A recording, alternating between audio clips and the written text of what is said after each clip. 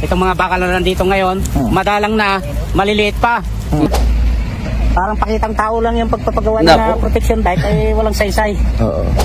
Magandang araw mga kababayan.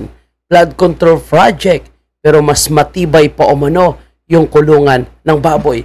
Isang kongresista po mula sa 1st District ng Occidental Mindoro na nagsasabi na ang mga flood control project talaga ay good for 5 years lang. Siyempre hindi ko rin masabi na good for 10 years talaga, good for 20 years dahil hindi naman po tayo design engineer. So yung makakapagsabi kung gaano katagal talaga ang dapat ang isang flood control ay yung mga design engineer na eksperto po sa paggagawa ng mga ganitong klaseng mga proyekto.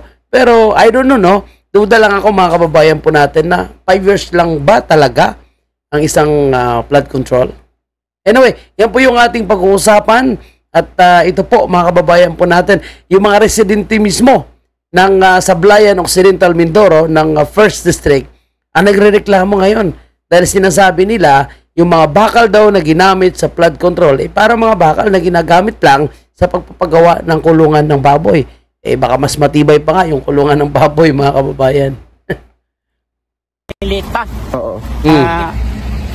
Itong atin pong flood control na kasalukuyang ginagawa ay may ahambing ko to doon sa paggawaing ginagamit na kulungan ng baboy, yung mga ginagamit nilang bakal na kung saan ay makikita natin sa video itong mga bakal na nandito ngayon, madalang na, maliliit pa.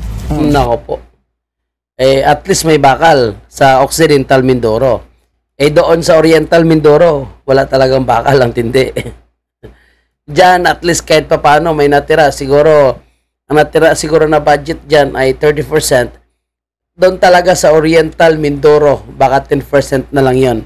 Kaya tinanggal na yung bakal, ninipisa na po yung paghalo.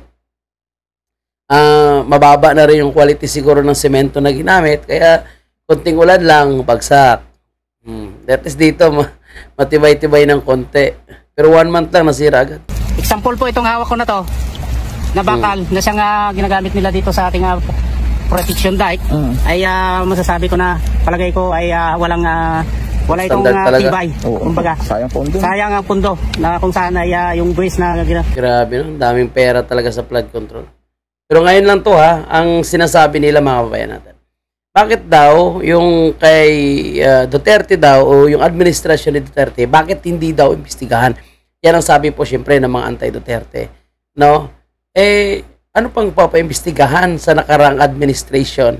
No? Dahil wala namang reklamo.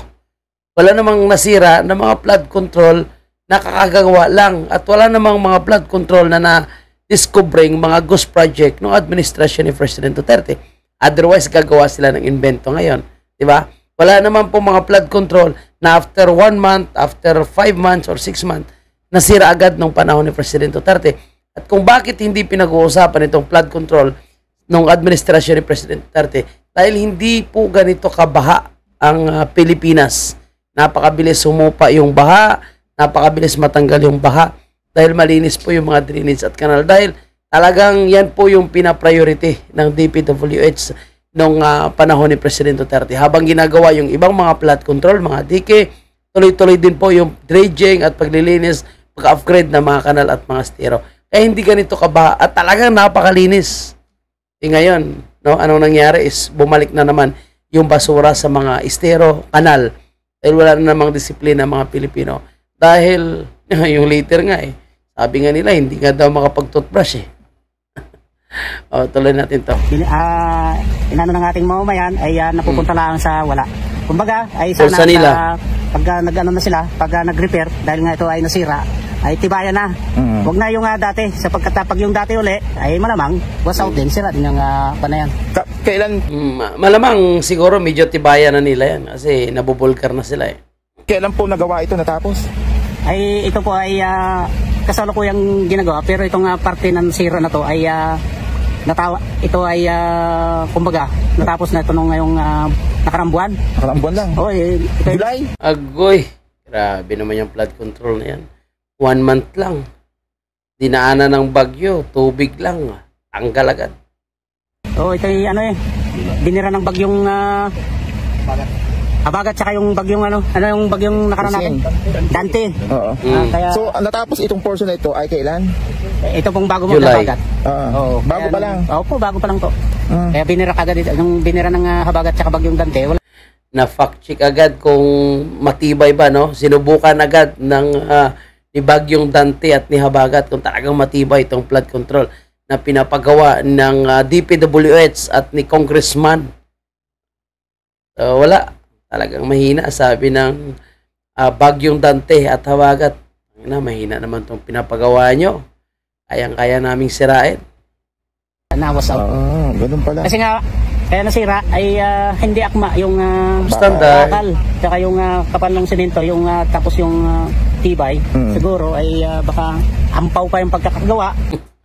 Pati yung mga residente alam talaga na ampaw eh. Substandard yung bakal ha. Dahil nga, eh makikita natin yung kulay ng semento ay puting-puti. Parang kulay lang na wala ng... Kulay ng semento, puting-puti. Parang hindi nahaluan ng semento. Oo. Sige yung. Eh kung pagpapa... May leukemia yung semento. Parang pakitang tao lang yung pagpapagawa ng protection dike ay walang saysay. Oo. Nako, ang sakit nun, Congressman ha. Sana napapanood po ito ni Congressman, no?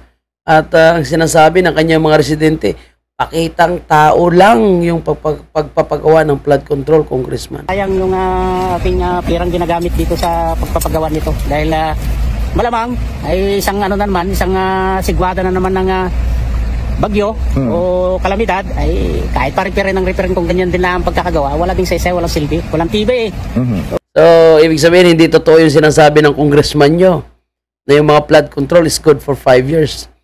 Good for 1 month lang pala. Na yung pinagmamayabang niya, no? Na ang importante daw, nandyan ang flood control. Hindi daw ghost project. Hindi nga ghost project, 1 month lang, sira na. so, kaya kapag ni-repair na, tibayan na. Tibayan na. Ayun. Ang bagyong Emong. Sa sobrang lakas ng tubig, ito po yung naging sitwasyon sa amin, tibag yung aming mga flood control. Yung agarang solusyon, sir, kasi nakakatakot itong lugar namin. Nakaraan taon ay hindi halos kami bina dahil maganda nga pa ang protection. Pero nitong 2025, itong bagyong Emong, sobrang lalim at nagkaroon na po ng takot ang mga residente dito. Grabe, no? Imagine mo, libo-libong tao, milyong-milyong tao yung apektado. Pero isang tao lang, 3 tao lang, 4 na tao lang, no? Yung nakikinabang sa mga proyekto ito. Kasi sila po yung kumita eh. Okay, pakinggan natin mga kababayan ha, itong sinasabi ni Congressman, no? Na mas okay pa daw na kahit good for 5 years lang itong mga flood control, pwede naman palitan kaysa ghost project daw talaga. Ako hindi lang ako sigurado kung gaano katagal dapat yung mga flood control na ginagawa, yung standard ha, no? Kung aabot ba talaga ng 10 years, 15 years, no? O good for 5 years lang talaga ang design para sa mga flood control na yan. Kasi itong sinasabi ni Congressman Tariela, ano-ano kaya ito ni Tariela na spokesperson ng Philippine Coast Guard. Pakinggan natin ang sinasabi niya. 5 years. Di ba? So kung nasira yan, papalitan yan. Hindi pwedeng So 5 years, kung nasira daw, papalitan, okay? hindi papalitan yan. Basta importante, nandito yung proyekto. Walang ghost project. And I assured Walang ang ghost project, pero substandard naman. Walang ang ghost project, pero ang tao takot na takot dahil wala silang tiwala po sa inyong mga flood control at sinasabi ng inyong mga residente, no, mukhang mas matibay pa yung kulungan ng baboy. Occidental Mindoro that there is no even single ghost project in the entire province. Walang ghost project, no, pero ang nipis ng semento, ang liit ng bakal, no, kulay puti na yung halo ng semento. Sabi nga ng mga residente, mukhang wala namang semento. Baka ang liit lang talaga ng nilagay po nila substandard. At least, pasalamat na lang daw po kayo sa mga nasasakupan ni Congressman Tariela. At least, nandyan po yung flood control. Hindi po siya ghost project. Pero good for 5 years para sa kanya. Pero nung dinaanan ng bagyo, no, tinubukan kung talagang matibay o hindi. Yun, good for 1 month lang, naanod na agad. Okay? So, sa mga engineers, no, sa mga marunong mag-design itong mga flood controls na ito, yung mga DK, paki-comment nga sa ating comment section kung gaano ba dapat katagal o gaano kahaba yung lifespan nitong mga flood control project. Yung standard talaga ha, yung standard design, hindi yung substandard, lalo na po yung ghost project. Paki-comment nyo nga para may idea tayo kung tama ba yung sinasabi nitong si Congressman Tariela na good for 5 years lang talaga. Dapat palitan na itong flood control na ito. So, yan na po yung ating update, mga kababayan po natin. No? At abangan po natin yung mga susunod pang mga update natin patungkol sa mga flood control. Sa isahin natin ito kung saang barangay may mga update, kung saang mga syudad, bayan. So, isa-isahin natin ito. Nakaraang linggo, Oriental Mindoro. Ito naman, Occidental Mindoro. And Bulacan, patuloy pa rin tayo na nagbibigay ng mga update sa Bulacan. At itong mga palusot ng mga politiko, no? Maraming salamat and palike na lang ng video ito.